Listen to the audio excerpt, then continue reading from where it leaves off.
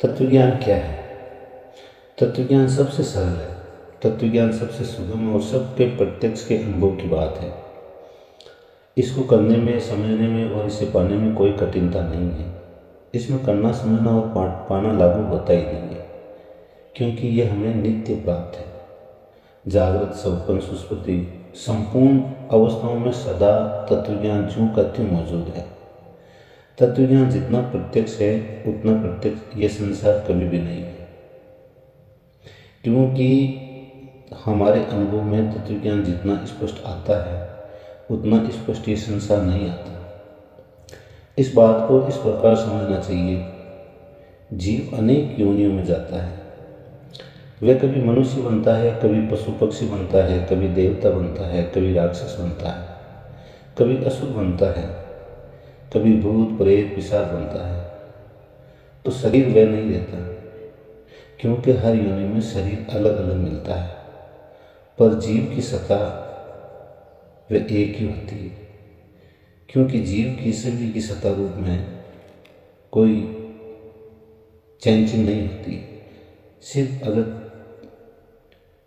होता है तो वो शरीर नहीं होता है जो पहले मिला था। हर योनि में अलग अलग शरीर मिलता है, जीव की सत्ता एक ही है। स्वभाव वह नहीं रहा, क्योंकि जिस योनि में जो स्वभाव था वह नहीं रहा। आदत बदली, भाषा बदली, व्यवहार बदला, लोग, स्थान सब बदला, समय भी बदला, सब कुछ बदल गया, पर शरीर की सत्ता बिल्कुल नहीं बदली। अगर सत्ता वह नहीं रहेगी तो तरह तरह के नाम तथा रूप कौन धारण करेगा? इसलिए गीता में आया है, अध्याय 8 का श्लोक नंबर 19, कि वही ये प्राणी समुदाय, वही का मतलब जो बार बार आ रहा है और जा रहा है, वही ये प्राणी समुदाय उत्पन्न होकर लीन हो रहा है, एक से अनेक योनि में जा रहा है। जो उत्पन्न होकर लीन होता है वह तो शरीर है, और जो वही रहता है वह जीव का असली स्वरूप अर्थात चेतन सत्ता माना गया है। शास्त्रों ने इसी को आत्मज्ञान बोला है। जिस समय तेरी बुद्धि मोह रूपी दलदल को तर जाएगी, समय सुने हुए और सुनने में आने वाले भोगों से तू वैराग्य को प्राप्त हो जाएगा। ये कब होता है? सिर्फ मनुष्य जन्म में ये हो सकता है, बाकी योनियों में ये मान्यता लागू नहीं है। इसलिए हमें तत्वज्ञान इसी जन्म में मिलता है, और उस तत्वज्ञान के सार को हमें ग्रहण करके और जीवन में यथार्थ की ओर हमें चलना चाहिए। यही हर साधक के जीवन का संविधान और सिद्धांत होना चाहिए। हमें शास्त्रीय मतभेद में नहीं उलझना चाहिए। शास्त्रीय मतभेद एक बहुत बड़ा राग है, और इस राग को हम जितना जल्दी समझें उतना ही हमारे लिए अच्छा है। इस राग को एक बार मिटाओ, फिर अपने जीवन के आनंद की अनुभूति जो आप करोगे, फिर आगे कोई सवाल खड़ा होगा नहीं। ये जीवन का वास्तविक सिद्धांत और जीवन की वास्तविक पढ़ाई यही है, और इसीलिए हमें मनुष्य जन्म दिया है। हर योनि के अंदर भी राग है, और वही राग हमने इस मनुष्य जीवन में भी उस राग को हमने स्वीकार कर लिया है। हम देखते हैं जानवरों को, ठीक है, वो जानवर हैं, वो अपनी जो संचित कर्म जो उनके हैं उनके हिसाब से 84 में आते हैं और अपना भोग के और फिर 16 चेंज कर लेते हैं। परंतु ये मनुष्य जन्म प्राप्त होने के बाद में भी क्या वही संविधान हमारे ऊपर लागू है? क्या ये उचित है? क्या यही तत्व ज्ञान है? क्या हमारा यही आत्मज्ञान है? आखिर हम समझेंगे तो कब समझेंगे? हमें विचार करना चाहिए। हाँ, कोई भी पंथ में कहीं पर भी जीव रह के भक्ति कर सकता है, परंतु भगवान के उस संविधान को हमें समझना चाहिए। हमें उस आत्मा के ललकार को समझना चाहिए। अंदर से एक आभास होता है, उस आभास को हमें समझना चाहिए कि वो आभास क्या है। ढाल बनाना है। क्या हम इस मोह रूपी दलदल से पार हो गए हैं? विचार करो जरा। मतभेद नहीं करना है, इसके ऊपर विचार करना है और अपने जीवन के सिद्धांतों को ढाल बनाना है।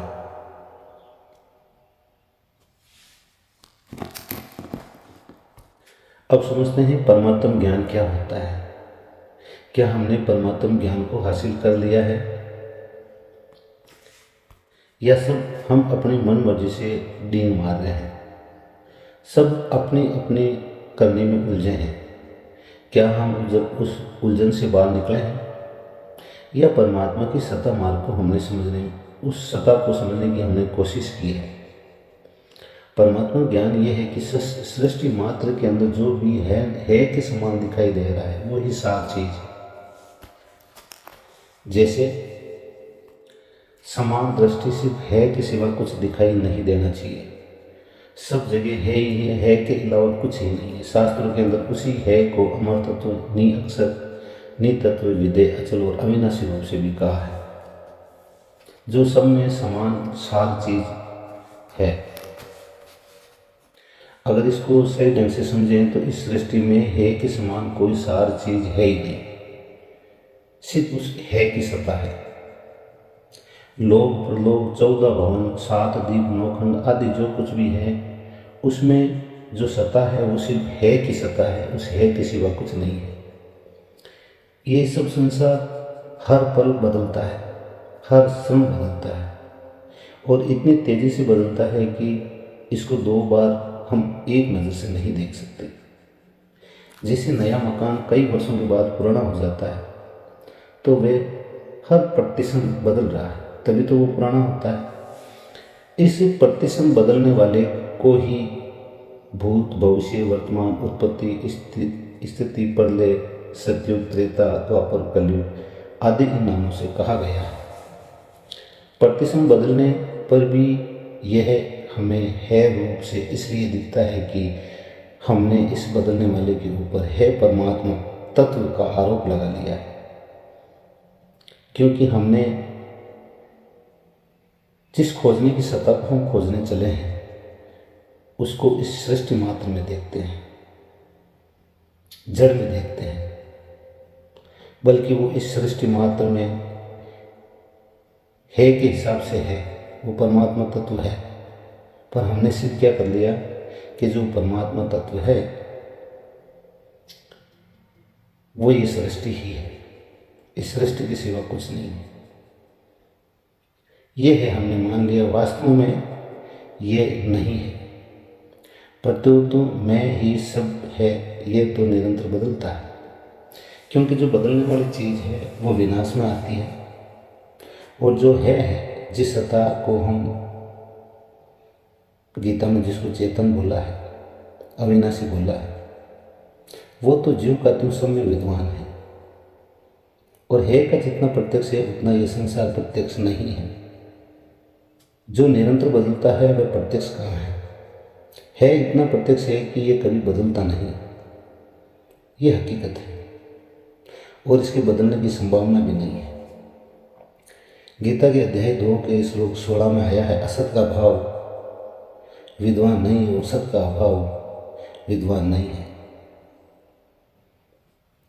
कि जो निरंतर बदलता है उसका भाव कभी नहीं हो सकता, और जो कभी नहीं बदलता उसका अभाव कभी नहीं हो सकता। नाशवान वस्तु कभी अविनाशी नहीं हो सकती, और अविनाशी कभी नाशवान नहीं हो सकती।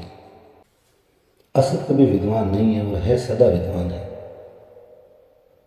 जिसका अभाव है उसी का त्याग करना, और जिसका भाव है उसी को प्राप्त करना है, इसके सिवा और क्या बात हो सकती है। बस सिर्फ है को स्वीकार करो, नहीं करो अस्वीकार करो, यही वेदांत है, यही वेदों का खास निष्कर्ष है। जो सत्ता है कि है वह सत्य है, उसका जो ज्ञान है वह चित्त चेतन है, तथा उसमें जो दुख समता विवेक का अत्यंत अभाव है वह आनंद है। सत्य के साथ ज्ञान और ज्ञान के साथ आनंद स्वतः भरा हुआ है। ज्ञान के बिना सत्य जड़ है और सत्य के बिना ज्ञान बिल्कुल शून्य है। किसी भी बात का ज्ञान होते ही हमें एक प्रशंसा होती है, ये ज्ञान के साथ आनंद है। परमात्मा तत्व सत्य चित आनंद स्वरूप है। वह सच्चिदानंद परमात्मा तत्व है, रूप से सब जगह जो का त्यों परिपूर्ण है। साधक को सत्य और चित चेतन की तरफ विशेष ध्यान देना चाहिए। सत्य का स्वरूप है सत्ता मात्र और चित्त का स्वरूप है ज्ञान मात्र। उत्पत्ति का आधार होने से ये सत्ता सत्य है तथा प्रतीति का प्रकाशक होने से ये ज्ञान चित्त है। ये सत्ता और ज्ञान ही चेतन सत्ता है जो कि हमारा स्वरूप है। जैसे सुषुप्ति में अनुभव होता है कि मैं बड़े सुख से सोया, अर्थात मैं तो था पर ये सत्ता है और मुझे कुछ भी पता नहीं था, ये ज्ञान है। क्योंकि मैं सुख से सोया था अर्थात मैं तो था ही, और ये सत्ता है, मतलब था जिसको ये आभास है वो सत्ता है, और मुझे कुछ भी पता नहीं था, वे ज्ञान है। तात्पर्य है कि सुषुप्ति में अपनी सत्ता तथा अहम के अभाव का मुझे कुछ भी पता नहीं था, इसका ज्ञान रहता है। तो ज्ञान रखने वाला कौन है? वही वास्तविक सत्ता है। जैसे आंख से सब वस्तु दिखाई देती है पर आंख से आंख नहीं दिखाई देती, अतः ये कह सकते हैं कि जिससे सब वस्तु दिखती है वही आंख है। ऐसे ही जिसको अहम के भाव और अभाव का ज्ञान होता है वही चेतन का वास्तविक सत्ता रूप है। उस चेतन सत्ता के अभाव का ज्ञान कभी किसी को होता ही नहीं। चित्त की बुद्धि में ज्ञान रूप से आता है, चित्त की बुद्धि में ज्ञान रूप से आता है, और भौतिक जगत में नेत्रों के सामने प्रकाश रूप से आता है। बुद्धि में जानना और जानना रहता है, बुद्धि में जानना और न जानना रहता है, तथा नेत्रों के सामने प्रकाश और अंधेरा रहता है। जैसे संपूर्ण संसार की स्थिति एक सत्ता के अंतर्गत है, ऐसे ही संपूर्ण पढ़ना सुनना सीखना सुनना आदि एक ज्ञान के अंतर्गत है। ये सत्य और चित्त शब्द के प्रत्यक्ष है, किसी से भी छिपे हुए नहीं है। इसके सिवाय जो सत्य है वह ठहरता नहीं और जो जड़ है वह टिकता नहीं। सत्य और चित्त का अभाव कभी विद्वान नहीं है एवं असत और जड़ का भाव कभी विद्वान नहीं है। सत्य और चित्त सबसे पहले भी है, सबके बाद में भी है, और अभी ज्यों का त्यों विद्वान है। जिनकी मान्यता में काल की सत्ता है उसके लिए ये कहा जाता है कि परमात्मा तत्व भूत में भी है, भविष्य में भी और वर्तमान में भी है। वास्तव में न तो भूत है, न भविष्य है, न वर्तमान है, परंतु एक परमात्मा तत्व ही, वास्तव में एक परमात्मा तत्व ही है। वह परमात्मा तत्व काल का भी महाकाल है, काल का भी भक्षण करने वाला है। एक वाणी आती है करुणा सागर में, ब्रह्म अग्नि तन बीच में मत कर काटे कोई, उलट काल को खात है हरिया गुलगुन हो। नवग्रह 64 ओगने 52 वीर पर्यंत, काल बख्श सबको करे हरि सरने डरपंथ। काल उसी को खाता है जो पैदा हुआ है, जो पैदा ही नहीं हुआ उसको काल कैसे खाए। ऐसा वे परमात्मा तत्व जीव मात्र को नित्य प्राप्त है। उस सर्वसमृद्ध परमात्मा तत्व में ये सामर्थ्य नहीं है कि वे कभी किसी से अलग हो जाए, कभी किसी को अप्राप्त हो जाए। वे तो नित्य निरंतर समय ज्यों का त्यों विद्वान है, नित्य प्राप्त है। यही परमात्मा का ज्ञान है। महापुरुषों की वाणी है, नहीं आवे नहीं जावे तेरा दिया कैसे खावे। ये बहुत ही ऊंची वाणी, इसे समझने वाला चाहिए। वो परमात्मा इस जड़ रूप शरीर में जिस वास्तविक सत्ता की बात कर रहे हैं वो नहीं आवे नहीं जावे तेरा दिया कैसे खावे। आत्मज्ञान और परमात्म ज्ञान एक ही है। कारण है कि चेतन सत्ता एक ही है पर जीव की उपाधि से अलग अलग दिखती है। भगवान कहते हैं 15 के श्लोक 7 में, इस संसार में जीव बना हुआ आत्मा सदा से मेरा ही अंश है।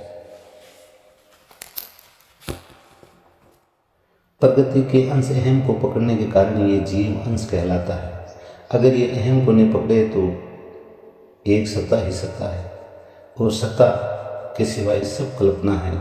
वह चेतन सत्ता सब कल्पनाओं का आधार है, अधिष्ठान है, प्रकाशक है, आश्रय है, जीवन दाता है। उस सत्ता में एक देशीता नहीं है। वह चेतन सत्ता सर्वव्यापक है, संपूर्ण सृष्टि, संपूर्ण क्रियाओं पदार्थ उस सत्ता के अंतर्गत है। सृष्टि तो उत्पन्न और नष्ट होती है, पर वह सत्ता ज्यों की त्यों विद्यमान रहती है। उस सत्ता को महापुरुषों ने चेतन भी बोला है। गीता के अध्याय श्लोक 13 के 32 में कहता है कि जैसे सब जगह व्याप्त आकाश अत्यंत सूक्ष्म होने से कहीं भी लिप्त नहीं होता, ऐसे ही सब जगह परिपूर्ण आत्मा किसी भी देह में लिप्त नहीं होता। तात्पर्य यह है कि चेतन सत्ता केवल शरीर आदि में स्थित नहीं है। आकाश की तरह संपूर्ण शरीरों के सृष्टि मात्र के बाहर भीतर परिपूर्ण वह सर्वव्यापी सत्ता ही हमारा स्वरूप है, और वही परमात्मा तत्व है। तात्पर्य है कि सर्वदेशीय सत्ता एक ही है। साधक का लक्ष्य निरंतर उस सत्ता की ओर ही रहना चाहिए।